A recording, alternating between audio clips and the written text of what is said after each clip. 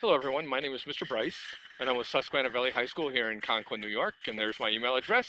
We're doing Unit 6, pages 21 to 24, the zero product law. Zero.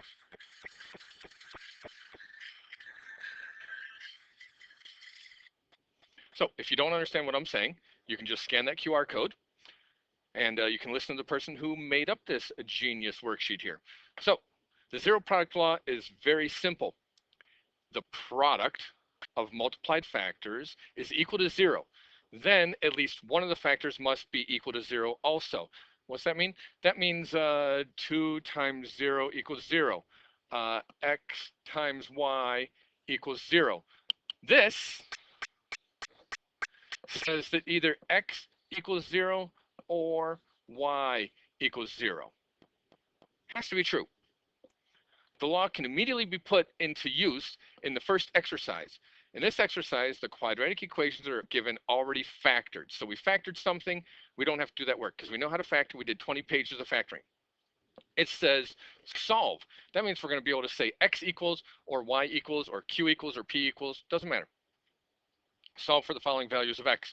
Let me see. I just said that either x times y equals 0. That means one of them has to be 0. One of these must be 0.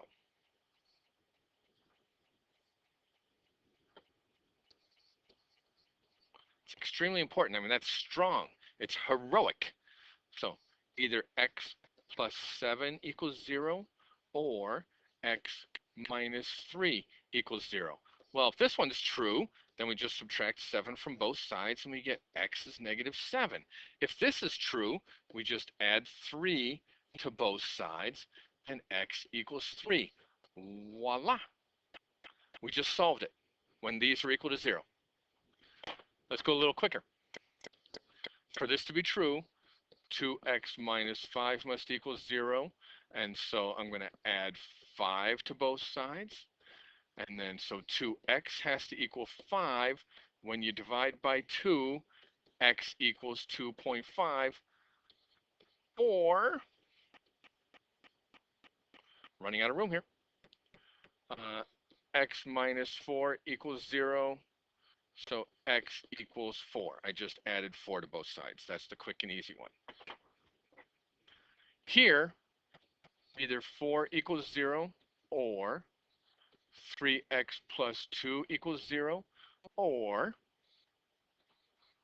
4x minus 3 equals 0. Okay, when in the world does 4 pieces of pizza equal 0 pieces of pizza? Only after your little brother eats all of them. So it never, never is a solution.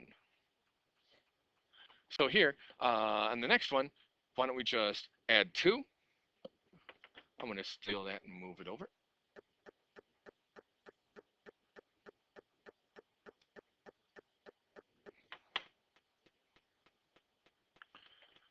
Add 2. And we get 3x equals 2. Divide by 3. We get x equals 2/3.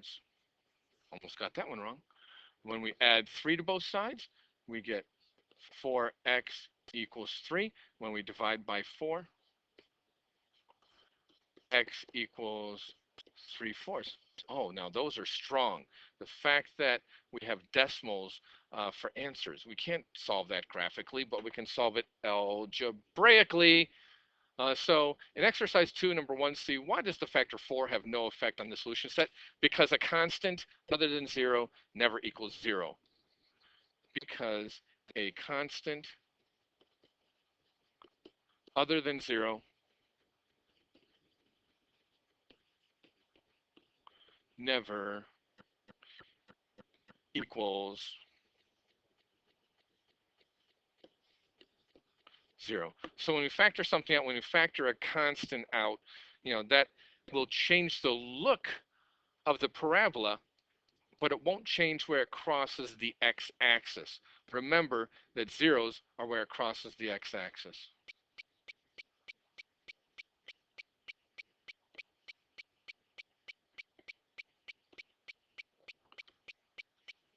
And when I say it, I mean any function. It doesn't have to be a quadratic.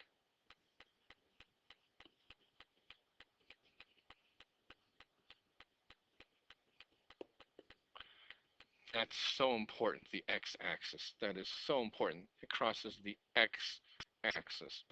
Okay, the zero product law can be used to solve any quadratic equation that's factorable. To utilize this technique, the problem solver, you, must first set the equation equal to 0, then factor the non-zero side. Okay, so yeah, of course, the 0 side doesn't factor, it's just 0. Solve each of the following quadratic equations using the zero product law. Okay, so it's important to understand that when there's an exponent,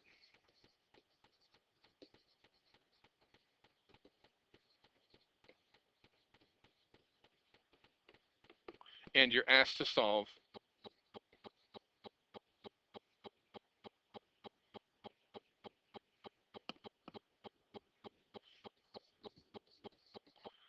then always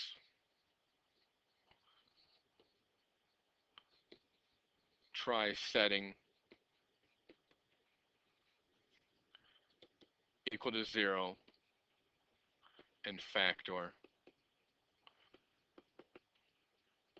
as your first technique. Okay, add 2x, subtract 10, add 2x, subtract 10, x squared plus 5x minus 24 equals 0. Just double check the work mentally, did it again. Okay, now, how are we going to solve it? It says factor it. Okay, you can do the X box if you want to. The fact that A is a 1 and C is a 24, negative 24, so we try to think of two numbers that multiply to be negative 24 and add up to be 5. That would be 8 and negative 3, or 8x and negative 3x, because they multiply to be 24x squared and add up to be 5x. Yep.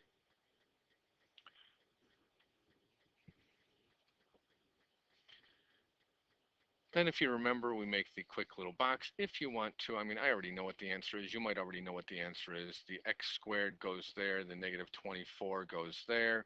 And then why don't I just put the negative 3x horizontally with that and the 8x there. What's the greatest common factor between 8x and x squared? That would be x. Hear that? What's the greatest common factor between those? What is the greatest common factor between negative 3 and negative 24? Well, the greatest common factor is 3, but they're both negative, so we're going to make that negative.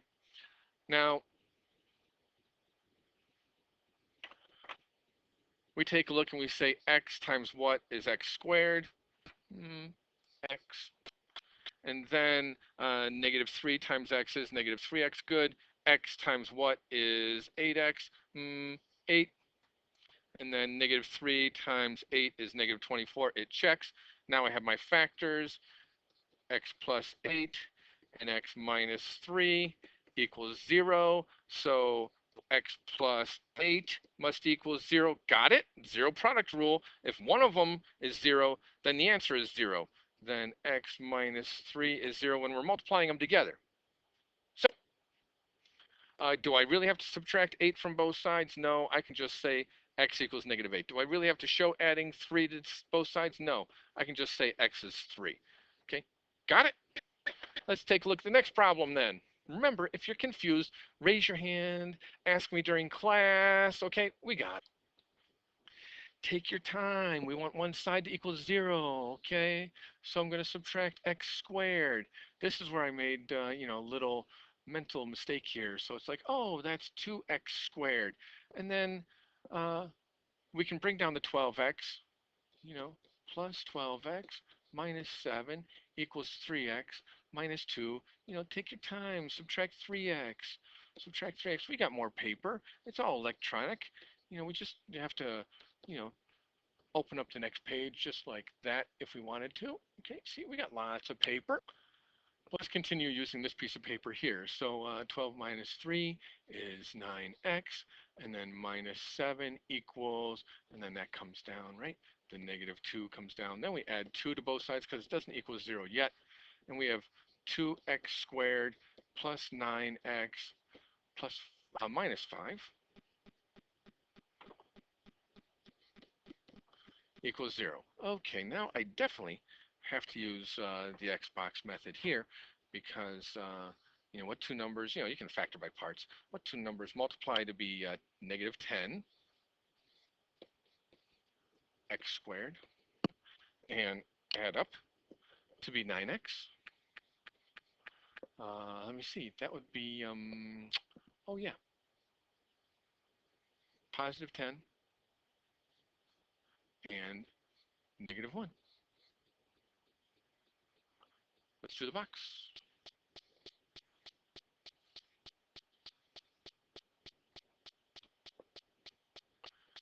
Remember the 2x squared right here, 2x squared goes there. We're working with our original problem. This is just the tool to get us the answer. And then here we are, 2x squared goes there, and negative 5 goes in there.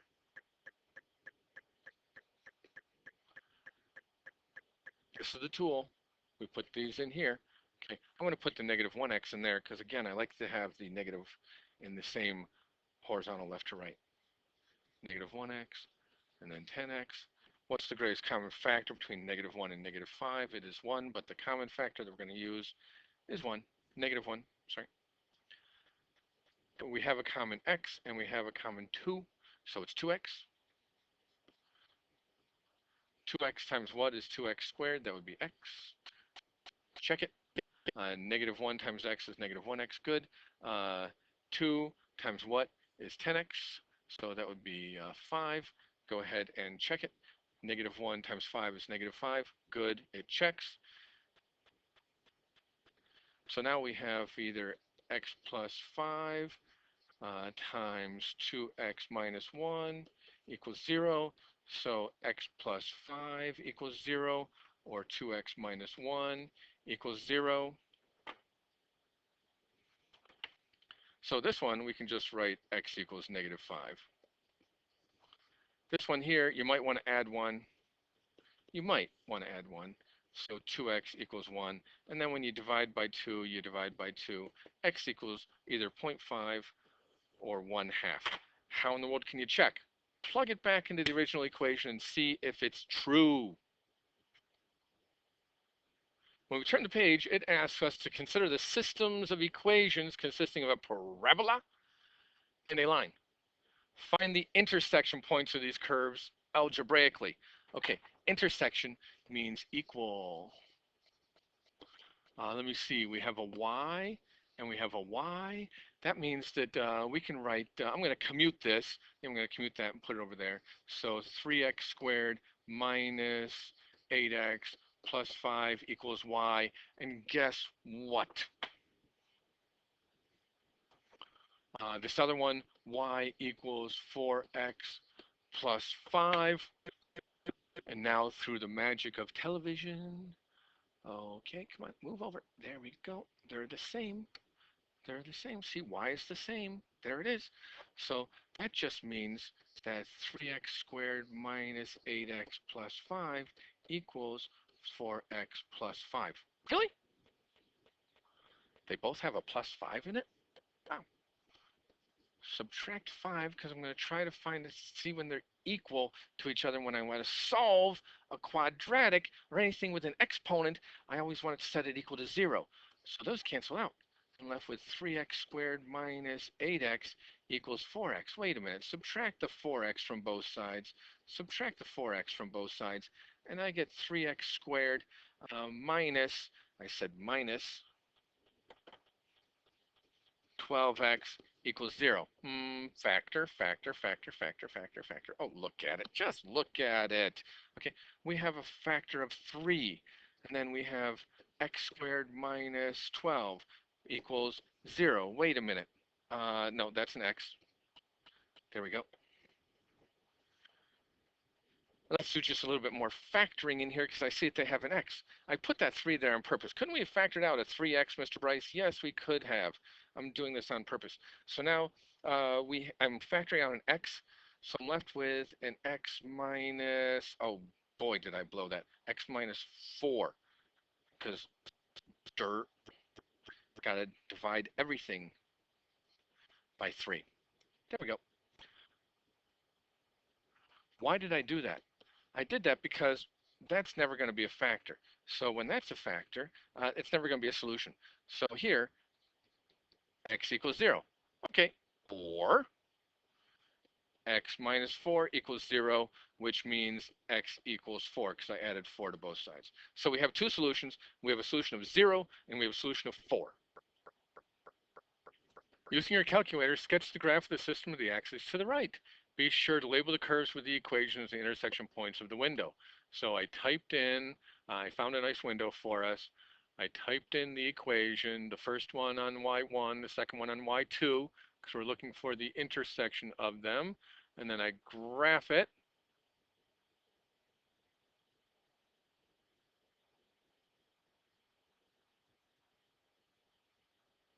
There they are.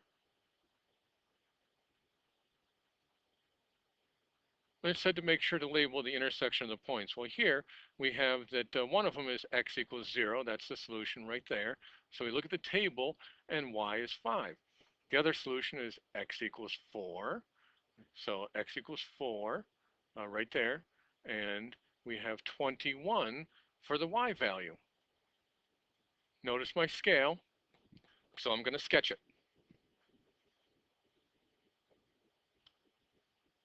So I just plotted the important points for a line, the x-intercept, the y-intercept, and where it's going to cross the parabola. And there are the important points for the parabola. Goes through there, mins out, then goes up. So there's, oh wow, that's an ugly sketch. Not that that's any better, but it's a little bit better. Okay, it said make sure to label the curves with the points. So let's label them. That point is 0, 5. This point is 4, 21. Let me check. 21, yes. And it said label the equations. So this one, the blue one, is y equals 3x squared minus 8x plus 5. And the green one was the line, y equals 4x plus 5. Verify the answers by using the intersect command on your calculator. That would be second calculate, or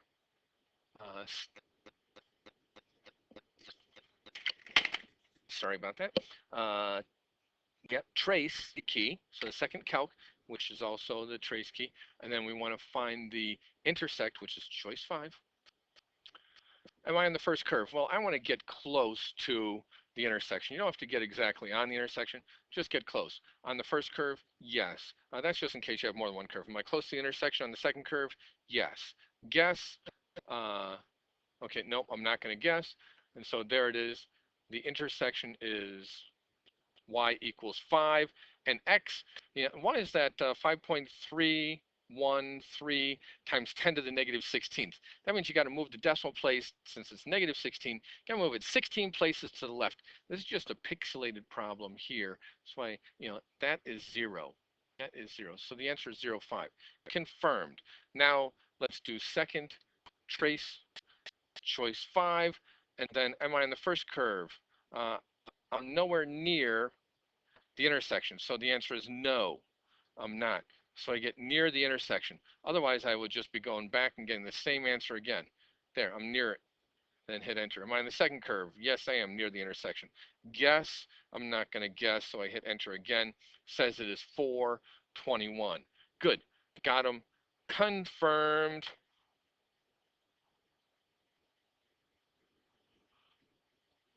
There it is, done. Zero product law is extremely important to find the zeros or the x-intercepts. The zeros of the parabola, as I stated earlier, are where it crosses the x-axis. Those are the zeros of the quadratic equation. So write the coordinates of the two x-intercepts of the graph.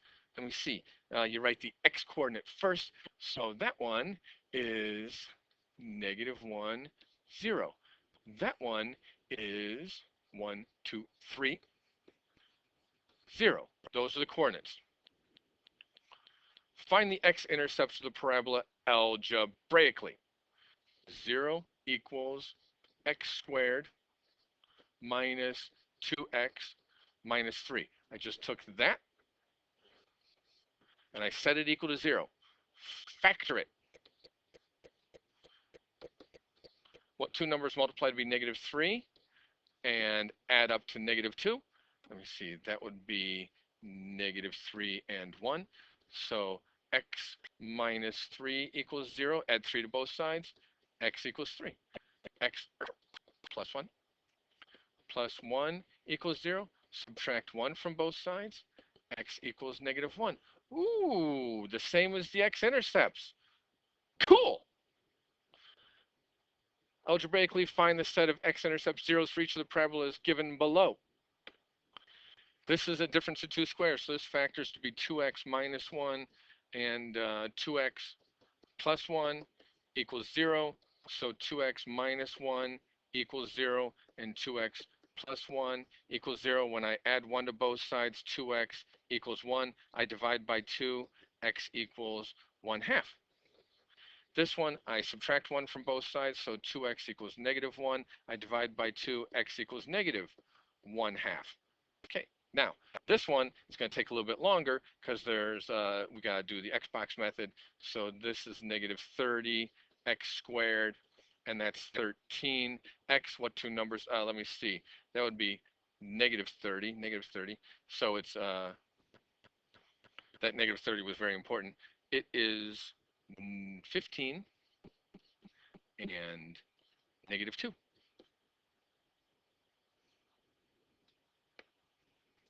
Once we fill in the box, the fact that we have 3x here and we have negative 2 there, and then on the top, we have x and it checks, and then we have a 5 and it checks. So here, x plus 5 equals 0. When we solve it algebraically, just by subtracting 5, we get x equals negative 5. And then we have 3x minus 2 equals 0, which is the fact that we add 2 to both sides. So 3x equals 2. We divide by 3. X equals 2/3. And there's the last one. I just took out a GCF. I took out a GCF of 5. I took out a GCF of x. And so x equals 0 or x equals 2. Tried to get underneath 20 minutes. Didn't quite make it. So, ladies and gentlemen, you know what you have to do. The next 2 pages are homework. That means do it on your own problems. Okay? If you have any questions, make sure you ask me. And remember, 0 is everyone's hero when we're trying to solve quadratics. Catch you later.